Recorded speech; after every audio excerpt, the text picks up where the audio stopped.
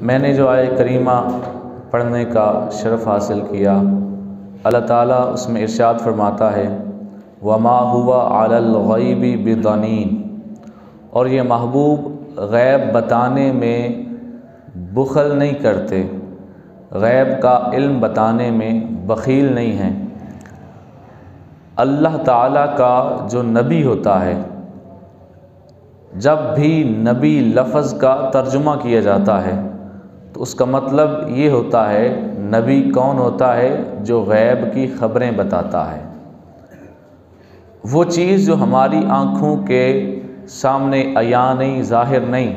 وہ اللہ کے نبی کی آنکھوں کے سامنے ہے، اور اس میں نبی کی اپنی طاقت نہیں بلکہ اللہ کی دی ہوئی طاقت اس بندے کے شامل حال ہوتی ہے۔ تو انشاءاللہ تعالی ہم کچھ باتیں اسی ضمن میں کرنے کا شرف حاصل کریں گے۔ اللہ تعالی ہمیں حق بیان کرنے کی، سننے کی اور اس کو آگے پھیلانے کی توفیق عطا فرمائے۔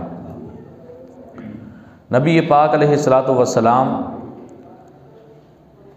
آپ کے بارے میں کچھ لوگوں نے باتیں کرنا شروع کر دیں کہ ان کو صرف وہی پتہ ہوتا ہے جو سامنے ہوتا ہے، جو چھپا ہوتا ہے وہ انہیں پتہ نہیں ہوتا، اور وہ باتیں سرکار علیہ السلام کے زمانہ میں آپ علیہ السلام کی محفل میں بیٹھنے والوں نے کرنا شروع کر دیں، جو منافق تھے، کلمہ صرف منہ سے پڑھتے تھے، دل سے نہیں پڑھتے تھے، تو انہوں نے ایسی باتیں کرنا شروع کر دیں کہ انہیں پتہ نہیں ہمارا کہ ہم ان کے ساتھ مخلص نہیں،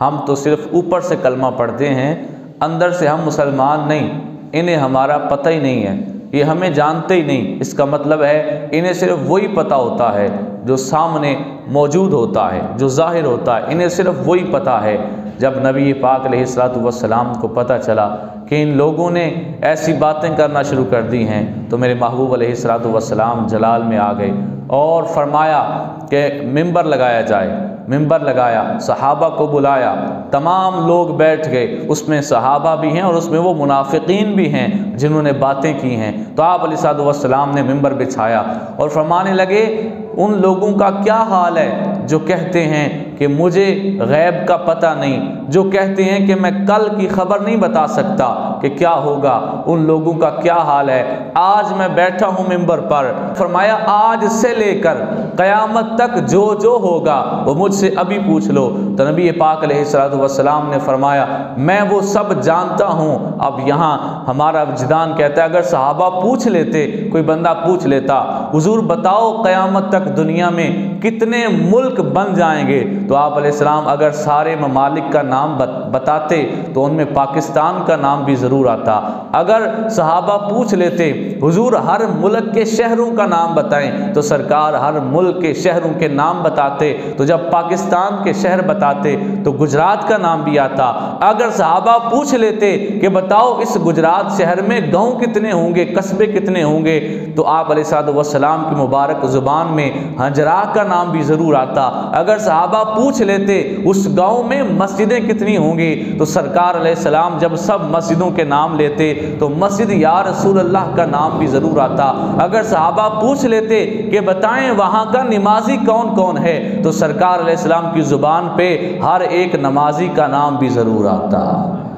تو یہ اگر کوئی پوچھتا تو سرکار نے فرما دیا ابھی سے لے کے قیامت تک جو پوچھنا ہے مجھ سے ابھی پوچھ لو۔ سرکار علیہ السلام جلال میں تھے، حضرت عمر رضی اللہ تعالیٰ عنہ سے جلال برداشت نہ ہوا اور اٹھ کر کہنے لگے یا رسول اللہ کون ہے وہ بدبخت جس نے ایسا کہا ہے کہ آپ کو نہیں پتا، ہمارا تو ایمان ہے رضیت باللہ ربا وبالاسلام دینا وبمحمد نبیا ورسولا وبالقرآن اماما۔ حضور ہم تو اس بات پہ راضی ہیں کہ اللہ ہمارا رب ہے، اسلام ہمارا دین ہے، آپ ہمارے نبی بھی ہیں، رسول بھی ہیں، اور قرآن ہماری کتاب ہے۔ حضور ہم تو مانتے ہیں، ہم تو انکار نہیں کرتے، تو ہم میں سے کون ایسا ہے جس نے آپ علیہ الصلوۃ والسلام کے بارے میں ایسی باتیں کی ہیں؟ نبی پاک علیہ السلام فرماتے رہے کہ پوچھو جو پوچھنا ہے پوچھ لو۔ اب منافقین میں سے تو کسی کی ہمت نہیں ہو رہی تھی پوچھنے کی، ایک بندہ اٹھا اور وہ مسلمان تھا، عاشق رسول تھا، صحابی رسول تھا، منافق نہیں تھا، اس نے اٹھ کر سوال کر دیا اور اس نیت سے سوال کیا، ایک تو اس لیے کہ منافقین یہاں تو بول نہیں رہے، باہر جائیں گے نا تو پھر کہیں گے وہ تو انہوں نے کہا تھا، ہم نے تو پوچھا ہی نہیں، اگر ہم پوچھ لیتے تو شاید ان کو پتہ نہ چلتا۔ تو اس بندے نے اٹھ کے سوال کیا، اب اس بندے کا نام تھا عبداللہ بن حذافہ سہمی، اٹھ کے سوال کیا، یا رسول اللہ یہ بتائیں میرا باپ کون ہے؟ اب اس نے یہ نہیں کہا کہ میری ماں کے ساتھ نکاح کس کا ہے، اس نے کہا کہ میں اصل میں کس کا نطفہ ہوں، بتائیں میرا باپ کون ہے۔ اور اس کے سوال کرنے کی نیتیں دو تھیں، ایک تو یہ کہ کچھ لوگ اسے تانا دیتے تھے کہ تم اپنے باپ کی اولاد نہیں ہو، اور دوسرا یہ کہ اگر منافقین باہر جا کے کہیں گے کہ ہم نے تو سوال کیا ہی نہیں، کر لیتے تو انہیں نہیں آنا تھا، تو اب یہاں ان کی بولتی تو بند ہو جائے۔ تو نبی پاک علیہ الصلوۃ والسلام سے صحابی نے پوچھا، حضور بتائیں میرا باپ کون ہے؟ تو آپ علیہ الصلوۃ والسلام نے فرمایا تمہارا باپ حذافہ سہمی ہے، تم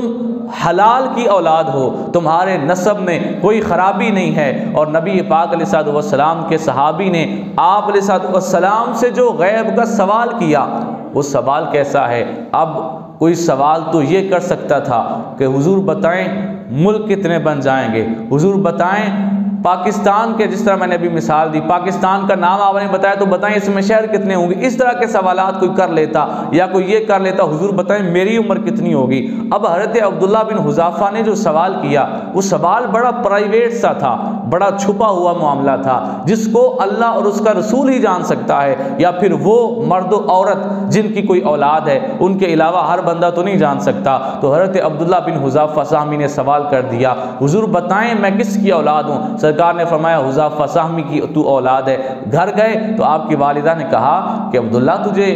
جب سوال کیا تھا تو تیرے ذہن میں یہ بات نہ آئی کہ اگر سرکار نے کسی اور بندے کا نام لے لیا، کسی اور کا، حذافہ کے علاوہ کسی اور کا، تو پھر تیری عزت کیا رہ جاتی اور تیری ماں کی کیا عزت رہ جاتی؟ دور جاہلیت میں تو نکاح کی بڑی عجیب عجیب قسمیں تھیں، اب وہ ایک علیحدہ ٹاپک ہے، بخاری میں بھی جو ہے اس کے بارے میں بتایا گیا کہ نکاح حق مہر والا جو تھا، اس کے علاوہ بھی نکاح کی اقسام ہوتی تھیں، جو آج کے دور میں اگر ہم شریعت کے مطابق اس کو دیکھیں تو وہ نکاح نہیں، سیدھا سیدھا زنا تھا۔ تو آپ کی والدہ کہنے لگی کہ اگر سرکار علیہ السلام کسی اور بندے کا نام لے لیتے تو پھر تم کیا کرتے؟ اب حضرت عبداللہ بن حذافہ کا سرکار کے علم غیب پہ یقین دیکھنا، آپ کہنے لگے اللہ کی قسم اگر سرکار کہہ دیتے کہ تم کسی چرواہے کی اولاد ہو، میں نے اس کے بعد کبھی بھی حذافہ کو باپ نہیں کہنا تھا۔